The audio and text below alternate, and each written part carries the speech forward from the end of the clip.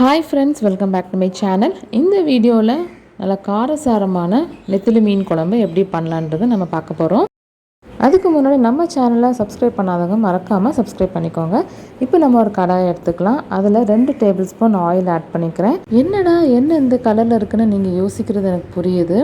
நெத்திலி மீன் ஃப்ரை பண்ணேன். இந்த ஃப்ரை பண்ண எண்ணெயிலே நெத்திலி மீன் குழம்பும் பண்ணிடலான்னு நான் இந்த எண்ணெயிலே நான் குழம்பு பண்ண போகிறேன்.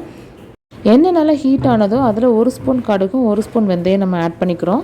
அதுக்கப்புறம் ஒரு 5 பல் பூண்டை இடித்து எடுத்து வச்சுருக்கேன். அதையும் நம்ம இதில் சேர்த்துடலாம். இது கூட நம்ம கொஞ்சம் கருவேப்பிலையும் நம்ம சேர்த்துக்கலாம். இந்த பூண்டும் கருவேப்பிலையும் நல்லா ஃப்ரை பண்ணணும். இந்த குழம்புக்கு நல்ல ஒரு ஃப்ளேவர் கொடுக்கும். இப்போ நம்ம இது கூட வெங்காயம், பச்சை மிளகாய், இஞ்சி இந்த 3 நம்ம சேர்த்துக்கலாம். வெங்காயம் பார்த்திங்கன்னா ஒரு மீடியம் சைஸ் வெங்காயம் கட் பண்ணி ஆட் பண்ணிக்கிறேன். 4 பச்சை மிளகா, ஒரு சின்ன துண்டு இஞ்சியை சின்னதாக நறுக்கி அதையும் நம்ம இது கூட சேர்த்துக்கிறோம். இதெல்லாம் சேர்த்து நல்லா வதக்கணும். வெங்காயம் நல்லா வதங்கின பிறகு நம்ம தக்காளி ஆட் பண்ணிக்கிறோம். 2 தக்காளி நான் ஆட் பண்ணிக்கிறேன்.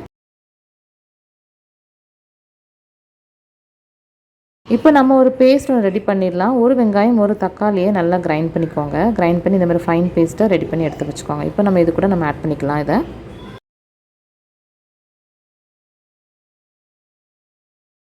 இப்போ நம்ம அந்த வெங்காயம் தக்காளி பேஸ்ட்டோட பச்சை வாசனை போகிற அளவுக்கு நம்ம குக் பண்ணணும்.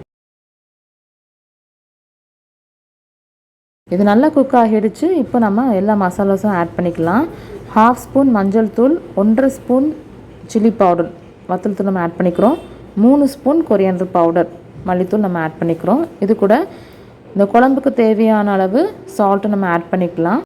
மசாலாஸ் எல்லாம் ஆட் பண்ணதுக்கப்புறம் ஒரு 2 நிமிஷம் நம்ம லேசாக குக் ஆகணும் அந்த மசாலா. அப்போ தான் அந்த மசாலாவோட பச்சை வாசனைலாம் போகும். அதுக்கப்புறம் நம்ம புளி கரைசல் ஆட் பண்ணிக்கலாம்.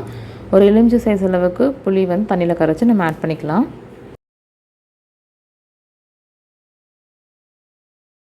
இப்போ 1 கப் தேங்காய், அதில் 1 ஸ்பூன் ஜீரகம் ஆட் பண்ணிவிட்டு கொஞ்சம் தண்ணி விட்டுட்டு நல்லா அரைச்சி அதையும் நம்ம அந்த குழம்புல சேர்த்துக்கலாம். இந்த தேங்காய் பேஸ்ட் நம்ம ஆட் பண்ணதுக்கப்புறம் ஒரு 1.5 கிளாஸ் தண்ணி இது கூட நம்ம ஆட் பண்ணிக்கிறோம். லாஸ்ட்டாக கொஞ்சம் கருவேப்பிலையும் நம்ம ஆட் பண்ணிக்கலாம். எல்லாமே ஆட் பண்ணியாச்சு. நம்ம கடைசியாக தான் நெத்திலி மீன் நம்ம ஆட் பண்ண போகிறோம். அந்த நெத்திலி மீன் ஆட் பண்ணுறதுக்கு முன்னாடி இந்த குழம்பு கொஞ்சம் கொதிக்கணும். ஸோ கொதிச்சதுக்கப்புறம் ஃப்ளேமை சிம்மில் வச்சுட்டு தான் நம்ம நெத்திலி மீன் போட போகிறோம். ஸோ இப்போ பாருங்கள், குழம்பு நல்லா கொதிச்சிச்சு. இப்போ நம்ம ஃப்ளேமை சிம்மில் வச்சுட்டு இப்போ நம்ம நெத்திலி மீன் ஆட் பண்ணிக்கலாம்.